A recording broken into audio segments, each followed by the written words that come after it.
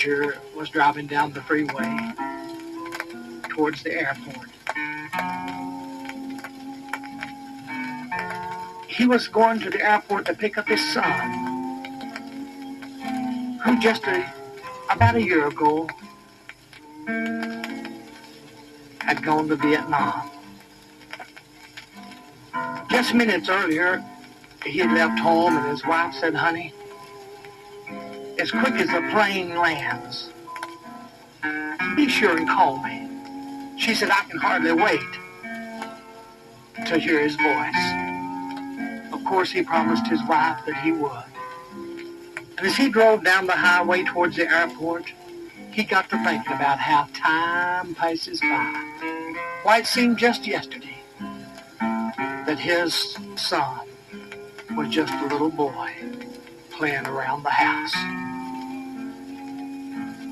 And as he was thinking of his son, he recalled when he was going to high school and how proud they were of him the night that he graduated.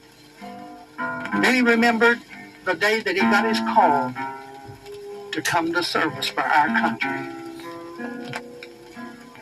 And just about a year ago, he and his wife had went down this very highway carrying their son to the airport to catch the plane that carried him to Vietnam.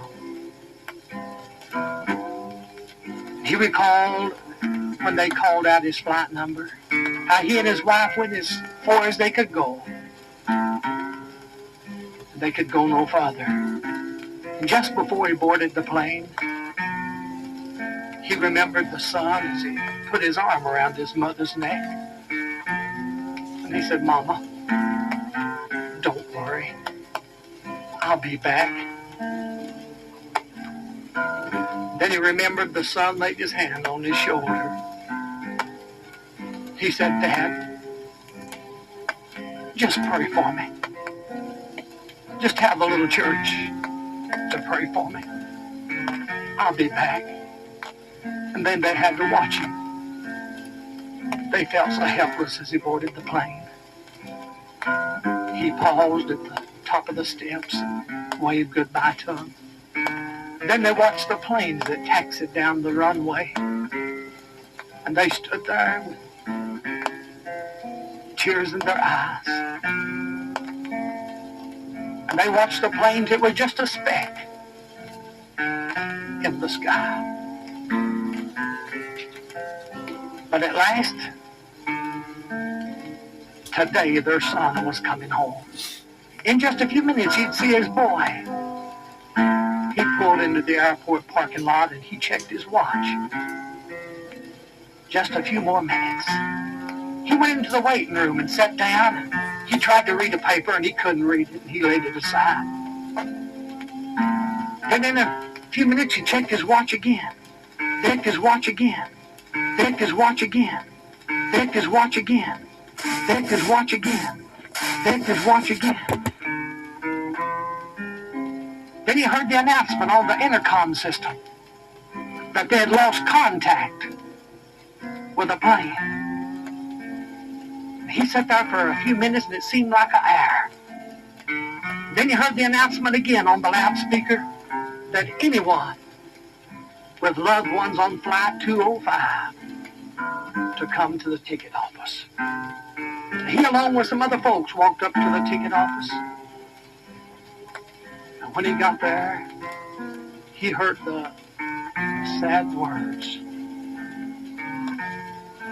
The plane had crashed. Then he heard the terrible words. No survivors. He felt like he was going to faint. He wanted to run, but he didn't have anywhere to run to. And then he thought about the Lord. And he started to pray.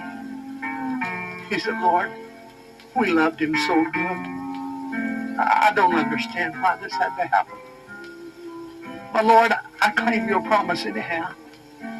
You say in your word that all things work together for good to them that love the Lord. And Lord, I don't understand that promise, but I claim it anyhow. I claim it though I don't understand it. We prayed so much for him. My little church has prayed for him. While the dad was standing there praying, he heard his name called out over the loudspeaker. And he thought to himself, that's probably my wife. She's a-wondering, she's a-worrying why I haven't called her. She's a-wondering what's the matter. And he said, Lord, I can't tell her. I won't be able to tell her unless you help me. And he walked over towards the telephone. And he reached and picked up the telephone. And he put it to his ear. And here's what he heard on the other end. Dad, I'm sorry I couldn't make the flight, but they told me the plane was too crowded, that I'd have to wait for another flight. Friends, all things work together for good to them that love the Lord. Only believe. Only believe. All things are possible.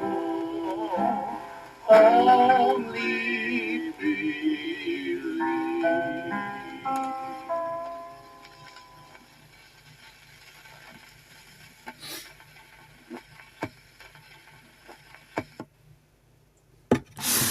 I wonder if everybody else on flight that did have relatives on flight 205 believed. Good song, though.